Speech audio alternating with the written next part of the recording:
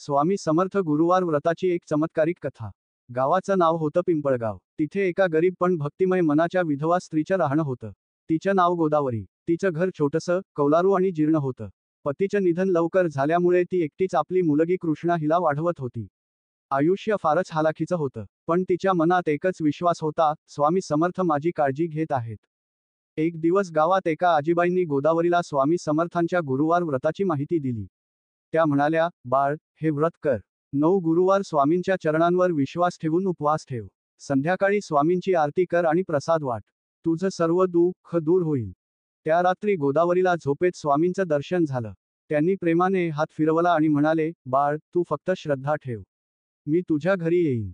पहिला गुरुवार, गोदावरीने मनापासून उपवास सुरू केला। त्या दिवशी तिच्या घरासमोर एक वृद्ध साधू आला। तो म्हणाला, माते, भुकेने पोट जळतंय, काही मिळेल का? गोदावरीने उरलेला थोडासा खिचडीचा प्रसाद त्याला दिला। साधू म्हणाला, तुझ्या दारी आज स्वामी आलेत, हे ओळख। गोदावरी स्तब्ध झाली। साधू निघून गेला, पण त्याच्या डोळ्यातले तेज तिला आठवत राहिलं। दुसरा ते 6वा गुरुवार, प्रत्येक गुरुवारी ती मोठ्या भक्तीने व्रत करत गेली। काही ना काही चमत्कार घडतच गेले। गावात कुठलीही मदत न मागता किराणा कोणीतरी दारावर ठेवून जात। मुलीच्या शिक्षणासाठी अचानक शाळेची फी माफ झाली। एक दिवस गावचा सरपंच स्वतःच तिच्या घराजवळ आला आणि म्हणाला, ताई, तुझ्या घरासाठी सरकारी योजनेंतर्गत मदत मिळाली आहे। 7वा गुरुवार, त्या दिवशी स्वप्नात पुन्हा स्वामी आले।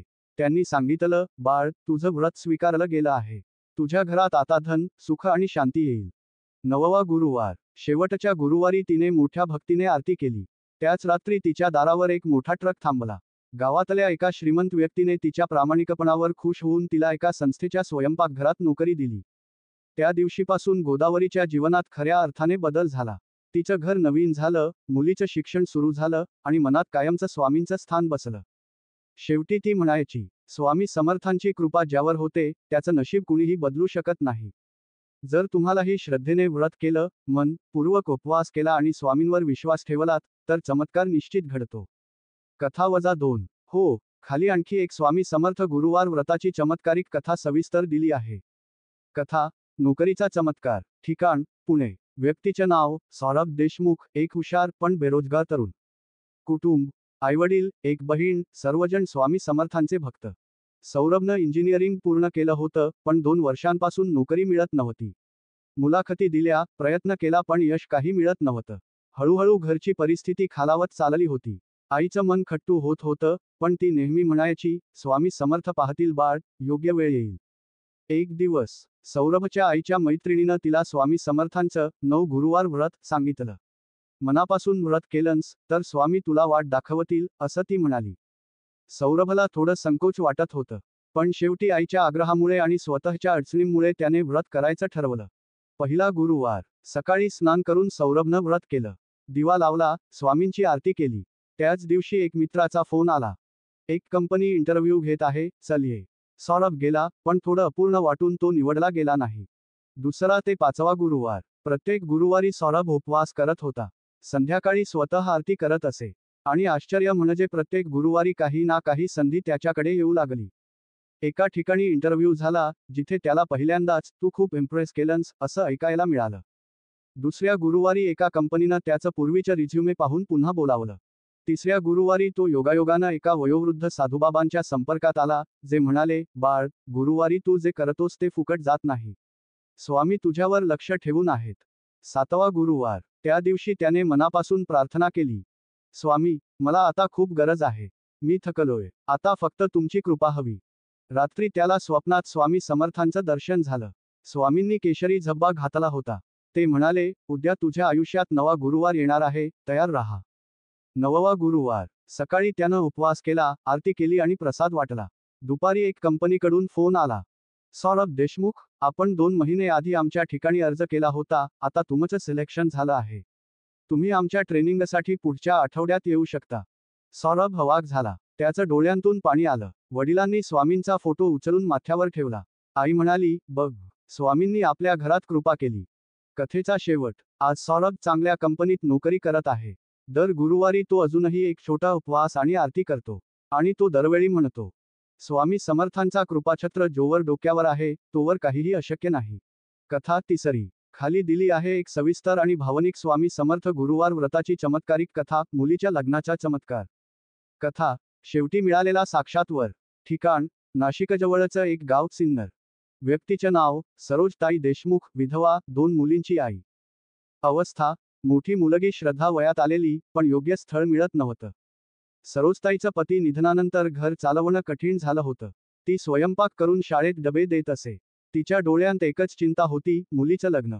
श्रद्धा हुशार, सुंदर, सुसंस्कारी, पण बाप नसल्यामुळे अनेक स्थळं फसत होती. घरात पुरुष नाही, कोण आधार देणार, असं सांगून लोक मागे हटायचे. सरोजताई दिवसेंदिवस खचत चालली होती. एका गुरुवारी शेजारच्या सुनबाईंनी तिला स्वामी समर्थ गुरुवार व्रत सांगितलं. ताई, स्वामींचं 9 गुरुवार व्रत कर. श्रद्धेने करशील तर स्वामी काहीतरी मार्ग देतील, असं त्या म्हणाल्या. सरोजताईंनी लगेच व्रत सुरू केलं. पहिला गुरुवार. सकाळी झाडूपोछा करून घर स्वच्छ केलं. समोर देवघरात स्वामींचा फोटो ठेवून एक दिवा लावला. उपवास करत संध्याकाळी आरती केली. त्याच दिवशी एक ओळखीचं स्थळ समोर आलं. चांगलं होतं, पण मुलाकडून काहीच प्रतिसाद आला नाही. दुसरा ते 5वा गुरुवार. प्रत्येक गुरुवारी सरोजताई मनापासून व्रत करत राहिली. एव्हाना श्रद्धालाही स्वामींची आस्था वाटू लागली होती. एक गुरुवारी अचानक गावी हरवलेला जमीन कागद मिळाला, जो तिच्या नावे होता. दुसऱ्या गुरुवारी एका जुना स्नेही भेटला, ज्यांनी लग्नासाठी मदतीचं वचन दिलं. एक गुरुवारी स्वतः श्रद्धानं आईला म्हणालं, आई, तू काळजी करू नकोस. आपल्याला स्वामी आहेत. 7वा गुरुवार. त्या दिवशी आरती करत असताना घरात अचानक एक वयोवृद्ध व्यक्ती येतात.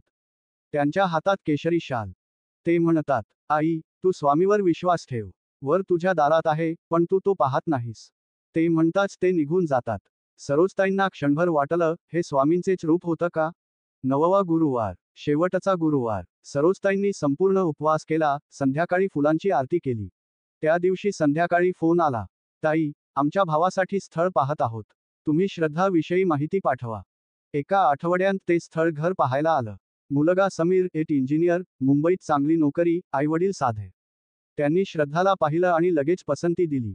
त्यांच्या बोलण्याचं एक वाक्य मनाला भिडलं. स्वामी समर्थांच्या कृपेने आम्हाला सुसंस्कारी मुलगी मिळाली. कथेचा शेवट. आज श्रद्धा सुखी संसार करत आहे. तिचं लग्न झालं ते स्वामी समर्थ गुरुवार व्रताच्या शेवटच्या आठवड्यात. सरोजताई आता दर गुरुवारी छोटासा दिवा लावून फक्त एवढंच म्हणते, स्वामी समर्थ माझे सर्व काही आहेत. त्यांनी माझ्या लेकीला योग्य सासर दिलं. कथा चौथी. खाली दिली आहे एक सविस्तर आणि भावनिक स्वामी समर्थ गुरुवार व्रताची चमत्कारिक कथा, मुलीच्या लग्नाचा चमत्कार. शेवटी मिळालेला साक्षात वर. ठिकाण. नाशिकजवळचं एक गाव सिन्नर. व्यक्तीचे नाव सरोजताई देशमुख, विधवा, 2 मुलींची आई. अवस्था. मोठी मुलगी श्रद्धा वयात आलेली, पण योग्य स्थळ मिळत नव्हतं. सरोजताईचं पती निधनानंतर घर चालवणं कठीण झालं होतं. ती स्वयंपाक करून शाळेत डबे देत असे. तिच्या डोळ्यांत एकच चिंता होती, मुलीचं लग्न. श्रद्धा हुशार, सुंदर, सुसंस्कारी, पण बाप नसल्यामुळे अनेक स्थळं फसत होती. घरात पुरुष नाही, कोण आधार देणार, असं सांगून लोक मागे हटायचे. सरोजताई दिवसेंदिवस खचत चालली होती. एका गुरुवारी शेजारच्या सुनबाईंनी तिला स्वामी समर्थ गुरुवार व्रत सांगितलं. ताई, स्वामींचं 9 गुरुवार व्रत कर. श्रद्धेने करशील तर स्वामी काहीतरी मार्ग देतील, असं त्या म्हणाल्या. सरोजताईंनी लगेच व्रत सुरू केलं. पहिला गुरुवार. सकाळी झाडूपोछा करून घर स्वच्छ केलं. समोर देवघरात स्वामींचा फोटो ठेवून एक दिवा लावला. उपवास करत संध्याकाळी आरती केली. त्याच दिवशी एक ओळखीचं स्थळ समोर आलं. चांगलं होतं, पण मुलाकडून काहीच प्रतिसाद आला नाही. दुसरा ते 5वा गुरुवार. प्रत्येक गुरुवारी सरोजताई मनापासून व्रत करत राहिली. एव्हाना श्रद्धालाही स्वामींची आस्था वाटू लागली होती. एक गुरुवारी अचानक गावी हरवलेला जमीन कागद मिळाला, जो तिच्या नावे होता. दुसऱ्या गुरुवारी एका जुना स्नेही भेटला, ज्यांनी लग्नासाठी मदतीचं वचन दिलं. एक गुरुवारी स्वतः श्रद्धानं आईला म्हणालं, आई, तू काळजी करू नकोस. आपल्याला स्वामी आहेत. 7वा गुरुवार. त्या दिवशी आरती करत असताना घरात अचानक एक वयोवृद्ध व्यक्ती येतात. त्यांच्या हातात केशरी शाल. ते म्हणतात, आई, तू स्वामीवर विश्वास ठेव. वर तुझ्या दारात आहे, पण तू तो पाहत नाहीस. ते म्हणताच ते निघून जातात. सरोजताईंना क्षणभर वाटलं, हे स्वामींचेच रूप होतं का? 9वा गुरुवार. शेवटचा गुरुवार. सरोजताईंनी संपूर्ण उपवास केला. संध्याकाळी फुलांची आरती केली. त्या दिवशी संध्याकाळी फोन आला. ताई, आमच्या भावासाठी स्थळ पाहत आहोत. तुम्ही श्रद्धाविषयी माहिती पाठवा. एका आठवड्यात ते स्थळ घर पाहायला आलं. मुलगा समीर, एक इंजिनियर, मुंबईत चांगली नोकरी, आईवडील साधे. त्यांनी श्रद्धाला पाहिलं आणि लगेच पसंती दिली. त्यांच्या बोलण्याचं एक वाक्य मनाला भिडलं. स्वामी समर्थांच्या कृपेने आम्हाला सुसंस्कारी मुलगी मिळाली. कथेचा शेवट. आज श्रद्धा सुखी संसार करत आहे. तिचं लग्न झालं ते स्वामी समर्थ गुरुवार व्रताच्या शेवटच्या आठवड्यात. सरोजताई आता दर गुरुवारी छोटासा दिवा लावून फक्त एवढंच म्हणते, स्वामी समर्थ माझे सर्व काही आहेत. त्यांनी माझ्या लेकीला योग्य सासर दिलं. कथा 5वी. खाली दिली आहे एक हृदयस्पर्शी आणि चमत्कारिक स्वामी समर्थ गुरुवार व्रताची कथा. मरणाच्या दारातून परत आलेला मुलगा. शेवटचा श्वास आणि स्वामींचा स्पर्श. ठिकाण औरंगाबाद. व्यक्तीचे नाव माधुरी पाटील, गृहिणी. कुटुंब नवरा नोकरीसाठी परगावी, एकच मुलगा आदित्य, वय 10 वर्षे. माधुरीच्या संसारात एकच आनंद होता, तिचा मुलगा आदित्य. हुशार, खेळकर, स्वप्नाळू. घरात त्याच्याशिवाय कुणी नसल्यामुळे तोच तिचा मित्र, मुलगा आणि देव होता. एक दिवस आदित्य अचानक तापाने फणफणू लागला. त्याला हॉस्पिटलमध्ये दाखल केलं गेलं, पण ताप कमीच होत नव्हता. तपासण्या झाल्यावर कळलं टायफॉइडचे गंभीर स्वरूप आणि त्याच्यावर लिव्हरवर परिणाम झाला होता. डॉक्टर म्हणाले, पुढच्या 48 तासात सुधारणा झाली नाही तर परिस्थिती गंभीर होईल. माधुरीचा जमिनीवरच गुडघ्यावर बसून रडायला सुरुवात झाली. तिचं पूर्ण जग कोसळलं होतं. त्या रात्री रडता रडता तिने डोळे मिटले. झोपेत तिला स्वामी समर्थ आले. बाळ, 9 गुरुवार माझं व्रत कर. तुझा मुलगा बरा होईल. विश्वास ठेव. सकाळी उठून ती रडत रडत देवघरात गेली. स्वामींच्या फोटोपुढे दिवा लावला आणि प्रण घेतला. हे स्वामी, आता माझा आदित्य तुमचाच आहे. मी 9 गुरुवार उपवास करीन. तुम्हीच त्याला वाचवा. पहिला गुरुवार. माधुरीने उपवास केला, स्वच्छता ठेवली, दिवा लावला, आरती केली. त्याच रात्री डॉक्टर म्हणाले, थोडी सुधारणा आहे, पण अजून धोका टळलेला नाही. दुसरा ते 6वा गुरुवार. दर गुरुवारी उपवास, दिवा, आरती, नामस्मरण. दर आठवड्याला एक आशा जागृत होत गेली. डॉक्टर म्हणाले, त्याचा प्रतिसाद औषधांना चांगला मिळतोय. लिव्हर फंक्शन सुधारत होतं. एका गुरुवारी आदित्यचं हसणं पहिल्यांदा परत आलं. माधुरी दर गुरुवारी स्वामी समर्थ जय जय स्वामी समर्थ हे जप करायची. 7वा गुरुवार. आदित्यचे सगळे रिपोर्ट्स जवळजवळ नॉर्मल आले. डॉक्टर चकित झाले. एक वरिष्ठ डॉक्टर म्हणाले, हे वैद्यकशास्त्राच्या पलीकडचं आहे. असं रिकव्हरी मी क्वचितच पाहिलं आहे. माधुरीने फक्त एकच उत्तर दिलं, हे सर्व माझ्या स्वामींची कृपा आहे. 9वा गुरुवार. त्या दिवशी तिनं आरतीत फुलांनी सजावट केली. आदित्य तिच्याजवळ बसला होता. आरतीच्या वेळी तो म्हणाला, आई, काल रात्री मी एक आजोबा पाहिले. ते म्हणाले, बाळ, तू बरा होशील. आईचं प्रेम आणि स्वामींची कृपा आहे तुझ्यावर. माधुरीचं काळीज थांबून गेलं. ती ओळखू शकली, स्वामी समर्थ स्वतः त्याच्याकडे आले होते. कथेचा शेवट. आज आदित्य पूर्णपणे बरा आहे, शाळेत परत गेला आहे आणि दर गुरुवारी स्वतः आपल्या हातांनी आईसोबत दिवा लावतो. माधुरी अजूनही दर गुरुवारी उपवास करते आणि म्हणते, स्वामी समर्थांनी मला माझं मूळ परत दिलं. या जगात काहीही असो, पण त्यांच्या कृपेने अशक्य गोष्टी शक्य होतात. कथा 6वी. खाली दिली आहे एक प्रेरणादायी आणि वास्तवावर आधारित स्वामी समर्थ गुरुवार व्रताची कथा. कर्जबाजारी शेतकऱ्याची उद्धारकथा. शेतात आलेली कृपेची पाऊसधारा. गाव पाथर्डी, अहमदनगर जिल्हा. नाव गणपतराव जाधव, वय 47, शेतकरी. परिस्थिती सततचे नापिकीमुळे मोठं कर्ज, 3 बँकांचे नोटीस, घरात नैराश्य. गणपतराव वर्षानुवर्ष मेहनत करत होता, पण पाऊस वेळेवर येईना, जमिनीत उत्पन्न नसे. एक हंगाम पूर्ण सुकला, दुसऱ्या वर्षी वादळानं पिकं उद्ध्वस्त केली. बँकांचे कर्ज वाढत गेले. शेवटी एका दिवशी तो बैलाच्या गोठ्यात बसून रडू लागला, स्वामी, आता तूच काही कर, नाहीतर शेवट काय होईल माहीत नाही. अशी साद त्याने मनातून घातली.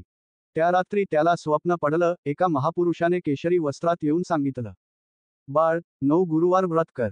शेती तुझ्यावर नाराज नाही, पण तू माझ्यावर विसरला होतास. गणपतराव घाबरून उठला. बायकोला सगळं सांगितलं. तीही स्वामींची भक्त होती. म्हणाली, आपण व्रत सुरू करूया. शेवटची आशा हीच. पहिला गुरुवार. गणपतराव आणि त्याची बायको दोघांनी एकत्र उपवास केला. संध्याकाळी ताटात कणकेचा गूळ, लाडू ठेवून स्वामींची आरती केली. त्याच दिवशी गावात एक नवीन कृषी अधिकारी आला. त्यानं काही शेतकऱ्यांची भेट घेतली आणि त्यात गणपतरावही होता. दुसरा ते 6वा गुरुवार. दर गुरुवारी व्रत चालू होतं आणि त्याचबरोबर शेतात थोडी थोडी गती दिसू लागली. नांगरणीसाठी ट्रॅक्टर मोफत मिळाला. कृषी अधिकाऱ्यानं सेंद्रिय खताची मोफत योजना त्याचं नाव देऊन पास केली. शेजारील शेतकऱ्यांनी विश्वास दिला, या वेळेला काहीतरी होणार. एक अनोळखी व्यक्तीने गावात येऊन त्याला स्वामी समर्थ गुरुच्या जय अशी मुद्रांक असलेली पुस्तकं दिली. गणपतराव त्यातली एकच ओळ वारंवार वाचायचा, श्रद्धा आणि सबुरी ठेव, तू पेरलंय, आता मी उगम करीन. 7वा गुरुवार. सप्टेंबर महिन्यात पाऊस धुवांधार आला. शेतात ज्वारी, बाजरी, तूर सगळं रुजायला लागलं. जवळपास 4 वर्षांनंतर पहिल्यांदाच जमीन फुलायला लागली. बायको म्हणाली, हे फक्त स्वामींचं असू शकतं. 9वा गुरुवार. गणपतरावने गावातल्या देवळात प्रसाद वाटला. जेवणाच्या पंगती बसवल्या. त्याच दिवशी बँकेचा मॅनेजर स्वतः त्याच्याकडे आला आणि म्हणाला, सर, सरकारकडून तुम्हाला शेतकरी कर्जमाफी योजनेत समाविष्ट केलं गेलं आहे. तुमचं कर्ज माफ झालं आहे. गणपतरावला विश्वास बसत नव्हता. डोळ्यातून अश्रू वाहू लागले. त्याने डोकं टेकवलं आणि फक्त एवढंच म्हणाला, स्वामी समर्थ, माझ्या शेतात पाणी तुम्हीच आणलं. कथेचा शेवट. आज गणपतरावचा शेतीवरचा विश्वास परत आला आहे. कर्ज नाही, मन शांत आहे आणि घरात स्वामींचं एक लाकडी देऊळ आहे जिथं दर गुरुवारी दिवा पेटतो. तो गावात सांगतो, शेत नांगरलं तर पीक येतं आणि मन स्वामींमध्ये नांगरलं तर कृपा येते.